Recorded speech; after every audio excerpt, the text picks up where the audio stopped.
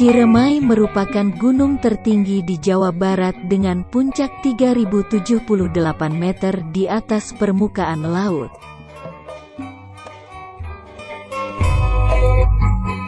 Gunung Ciremai ditunjuk menjadi Taman Nasional pada tahun 2004, kemudian ditetapkan pada tahun 2014 oleh Menteri Lingkungan Hidup dan Kehutanan. Ia memiliki fungsi ekologi sebagai daerah penyangga kehidupan masyarakat agraris Cirebon, Indramayu, Majalengka, dan Kuningan.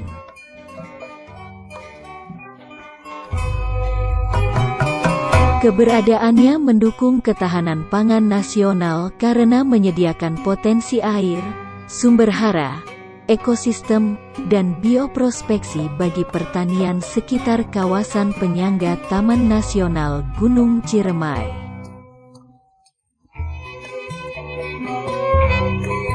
Balai Taman Nasional Gunung Ciremai menginisiasi inventarisasi mikroba berguna untuk memberikan manfaat bagi kesehatan lahan pertanian sekitar kawasan Taman Nasional Gunung Ciremai pada tahun 2017. Identifikasi dan inventarisasi mikroba berguna dilakukan dengan mengambil sampel tumbuhan yang kemudian diuji coba pada laboratorium IPB. Hasil uji coba laboratorium Departemen Proteksi Tanaman, Fakultas Pertanian IPB menemukan 4 jenis mikroba yaitu PGPR, antifrost, tahan kekeringan, dan kutu kebul.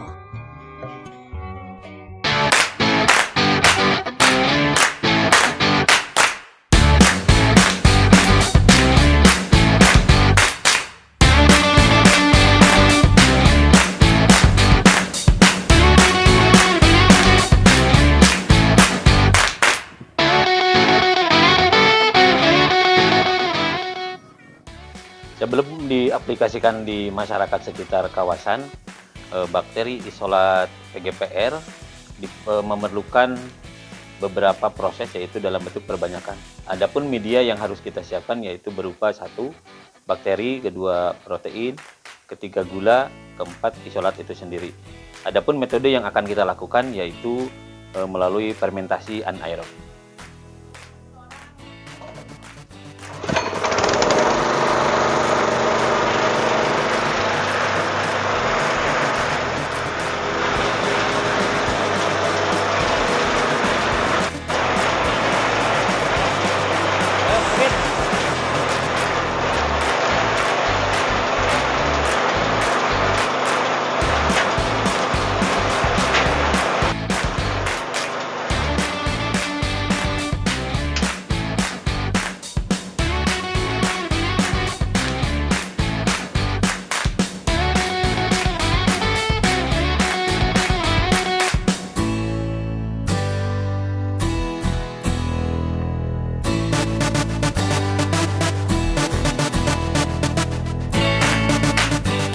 Air media rebusan yang terdiri dari 3 unsur karbohidrat, protein, dan gula, kemudian kita dinginkan selama kurang lebih 12 jam dengan kondisi dingin betul.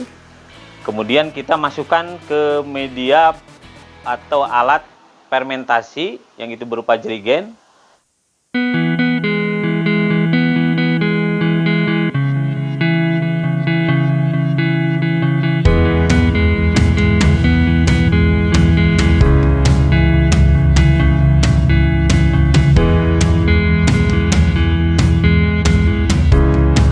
Proses selanjutnya adalah memasukkan isolat ke dalam media yang sudah didinginkan selama 12 jam.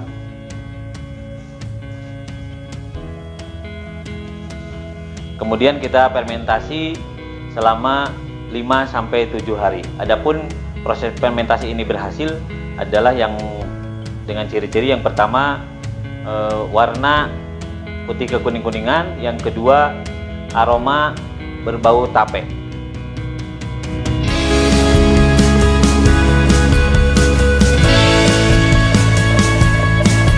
Berikut adalah hasil fermentasi selama 5-7 hari.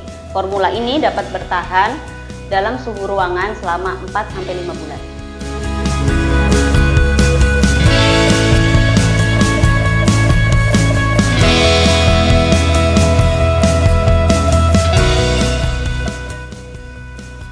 Hasil formula bakteri dalam bentuk cair tadi pada tahun 2001 dibuat dalam bentuk powder untuk memudahkan distribusi dan penyimpanan. Seperti pada kemasan ini, yang pertama ada bakteri PGPR cermai, kemudian anti-frost cermai, yang ketiga ada tahan kekeringan cermai, dan yang terakhir tutup tubul cermai.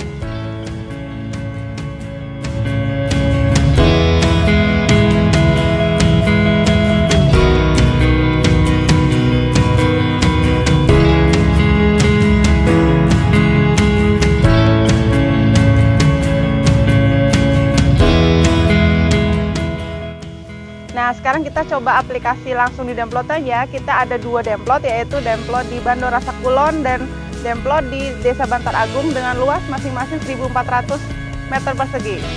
Ayo!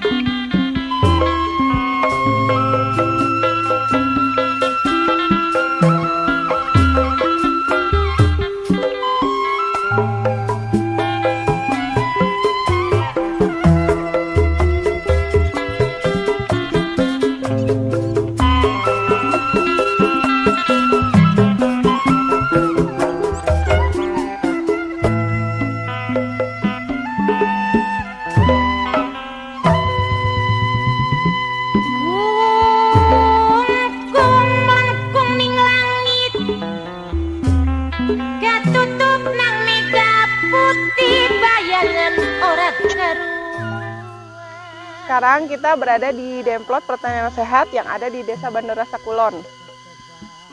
Demplot ini dikelola oleh kelompok masyarakat bakti mandiri yang diketuai oleh Bapak Nasir. Assalamualaikum warahmatullahi wabarakatuh. Kebetulan kami ini mencoba lagi selama sudah 3 tahun berjalan. Kami tanami jenis cabai rancung ini dengan formulanya PGPR, dengan dicampur dengan aplikasinya kotoran kambing dan air kencing kambing dan kelinci.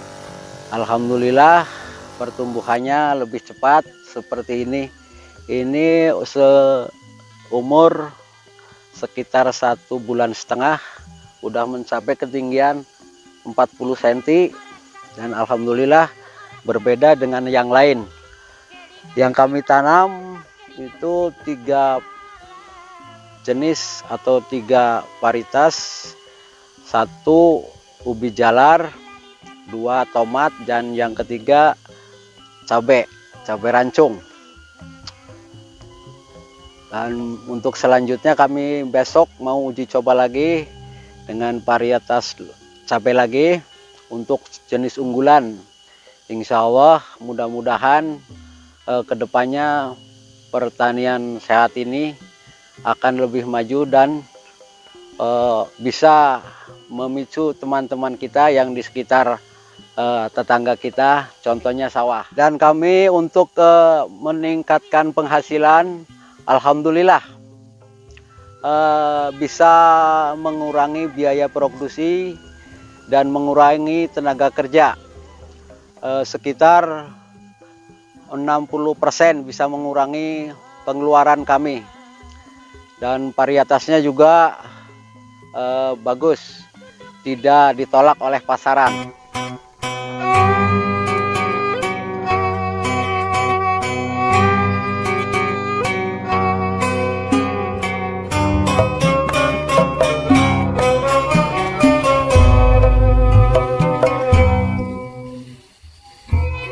Ya, awal tahun 2018 kami mengadakan konsultasi bersama Balai TNGC tentang pengendalian hama di kawasan sawah di Desa Bantaragung. Terus berlanjutan ada solusi penawaran dari TNGC untuk membuat padi organik varietas IF 08. Awal mula kami dibina dari awal oleh Balai Taman Nasional TNGC untuk perlakuan padi organik jenis IF. Pertama, kami di sini sudah menyediakan lahan dan pembibitan menggunakan proses PGPR yang awal mula PGPR dipakai perendaman untuk pembuatan bibit atau benih dengan dosis sekitar 10 cc dicampur dengan air 1 liter, kemudian direndam selama 1 hari atau kurang lebih 6 jam lah. Kemudian direndam seterusnya menggunakan air biasa, dan setelah 2 hari kami siap melakukan pembibitan atau penyemaian bibit padi di lahan sawah. Setelah itu kami mengolah tanah dengan campuran pupuk organik atau pupuk kandang langsung. Di sini menggunakan berapa ton Pak? Itu per 100 bata? 12 kintal per 100 bata di percobaan awal. Ya, dari mula kami ya kurang maksimal lah penghasilan gitu ya. Maklum dari peralihan dari kimia menuju organik itu sangat jauh berbeda. Perlahan kemudian musim kedepannya berapa musim padi mulai atau sawah di kami mulai normal, mulai subur dengan menggunakan proses PGPR, melakukan penyemprotan dengan dosis 100 cc atau 100 ml dicampur dengan air 20 liter untuk penyemprotan. Dilakukan 2 kali selama masa tanam dari awal. Yang pertama dari padi mulai umur 10 hari, kemudian padi umur 20 hari. Jadi 2 kali penyemprotan menggunakan PGPR. Setelah itu dilanjutnya dengan fungisida alami dengan berbahan dari alam. Ya, mungkin itulah proses awal mula kami mendirikan kelompok tani yang bernama Fajar Agung Lestari. Yang alhamdulillah hasilnya dari proses awal ya kita kurang maksimal lah. Dengan musim kedua bertambah, musim ketiga mungkin agak sedikit normal, hampir sama dengan perlakuan kimia. Di tahun-tahun sekarang ini udah berjalan sekitar 4 tahun, ya alhamdulillah hasilnya lebih maksimal dibandingkan dengan yang kimia. Bisa mencapai, musim hujan itu bisa mencapai 7 kintal sampai 8 kintal, yang alhamdulillah.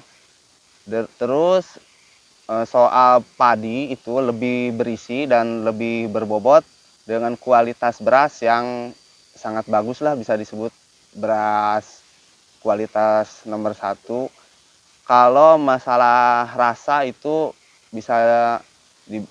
tidak bisa dibandingkan nasinya itu bagus yang kimia atau organik, itu tergantung varietas padi.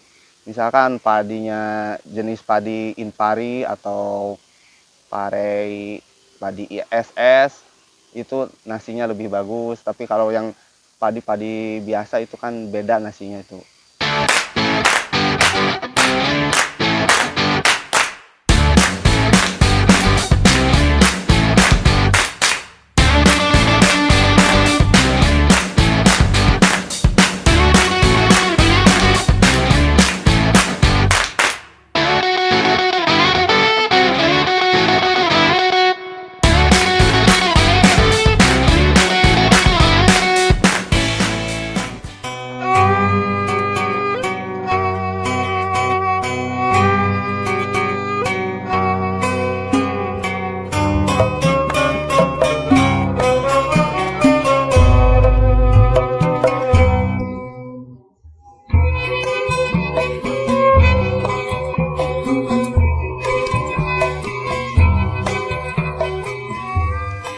Alhamdulillah, rasa syukur yang tak henti-hentinya kami ucapkan bahwa sampai detik ini, secara materi dan non-materi, sumber daya alam hayati dan ekosistem Taman Nasional Gunung Ciremai telah memberikan manfaat kepada masyarakat sekitar, mulai dari jasa lingkungan air, jasa wisata alam, bahkan sampai plasma nutfah yang paling terkecil yaitu mikroba. Kami punya tanggung jawab untuk menjaga kelestarian sumber daya alam hayati dan ekosistem kawasan Taman Nasional Gunung Ciremai agar maslahat bagi masyarakat secara luas, khususnya untuk 54 desa penyangga.